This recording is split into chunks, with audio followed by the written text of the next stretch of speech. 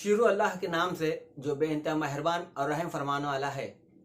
अस्सलाम वालेकुम मौजूद नाज़रीन कराम, आप देख रहे हैं एजाज ऑफिशियल 009 और मैं हूं शेख एजाज ताहिर। आज एक और वाक़या लेकर मैं हाजिर हुआ हूं।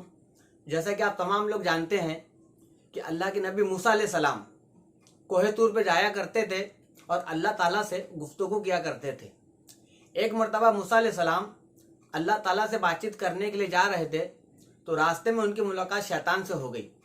शैतान ने अपना तारुफ करवाया और मूसा अलैहिस्सलाम से कहा कि ऐ मूसा, मेरा एक काम है, आप अल्लाह ताला तक ही मेरा पैगाम पहुंचा देना।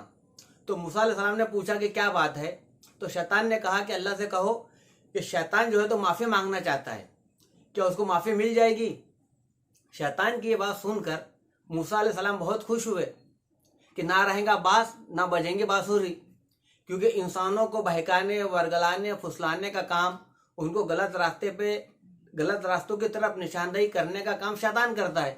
अगर शैतान ही सुधर जाए और वही माफ़ी तलब करके अच्छा बन जाए, फिर दुनिया की कितनी परेशानियां और जो इस तरह की चीज़ें हैं गुमराह होने की, सब खत्म हो जाएगी। लिहाजा जब मूसा अलैहिस्सलाम कोहे तूर पे गए और अल्लाह ताला से उनको जो गुफ्तगू करना थी किए और शैतान की बात अल्लाह ताला के सामने पेश की, तो अल्लाह ताला ने कहा कि वो तो सिर्फ इसी तरह कह रहा है दिल लगे के तौर पर, लेकिन तुम उससे कह दो कि अगर उसे वाकई में माफ़ी मांगनी है तो जाके हज़रत आदम अलैहिस्सलाम की कब्र पर सजदा कर ले। तो मूसा अलैहिस्सलाम जब वहाँ से वापस हुए और शैतान जब मिला तो मूसा अलैहिस्सलाम ने उससे कहा कि तुम्हारी माफ़ी हो सकती है और तुम जो है तो आदम अलैहिस्सलाम की कब्र पर जाके सजदा कर लो। ये सुनकर शैतान ने कहा कि ऐ मूसा, जब वो जिंदा थे तो मैंने सजदा नहीं किया, अब मरने के बाद मैं क्या सजदा करूँगा। बहरहाल शैतान ने मूसा अलैहिस्सलाम से कहा कि ऐ मूसा, तुमने मेरी बात अल्लाह ताला तक पहुँचाई, लिहाजा मैं तुमसे कुछ बात कहना चाहता हूँ। 3 नसीहतें उसने की मूसा अलैहिस्सलाम को। कहा कि मेरी ये 3 बात हमेशा याद रखना। नंबर 1 कि ऐ मूसा, कभी तन्हाई में किसी नामहरम औरत से मत मिलना, क्योंकि जब 2 नामहरम आपस में मिलते हैं तन्हाई में तो तीसरा मैं यानी शैतान वहाँ पर आ जाता है और हटता नहीं जब तक कि उन लोगों को बुराई में मुब्तला ना कर दे।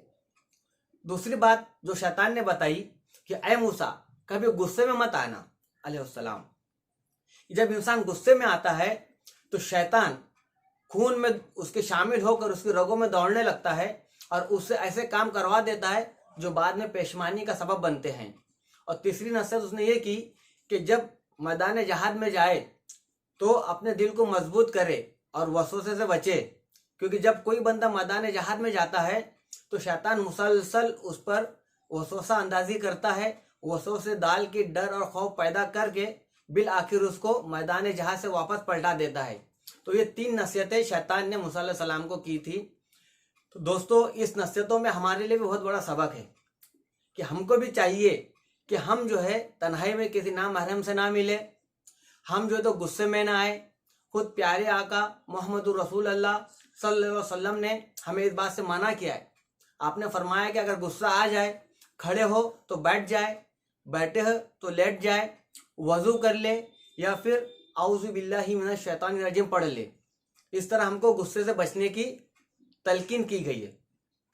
और तीसरी चीज़ ये है कि जब आदमी मैदान जहाद में जाता है तो उसको शैतान बहुत ज़्यादा खौफ दिलाता है, तो ऐसे मौके पर अपने दिल को मजबूत रखने की ज़रूरत है। तो मौजूद क़ारीन कराम, आज के लिए इतना ही। वीडियो पसंद आने पर शेयर कीजिए और सब्सक्राइब कीजिए और लाइक कीजिए। वस्सलाम।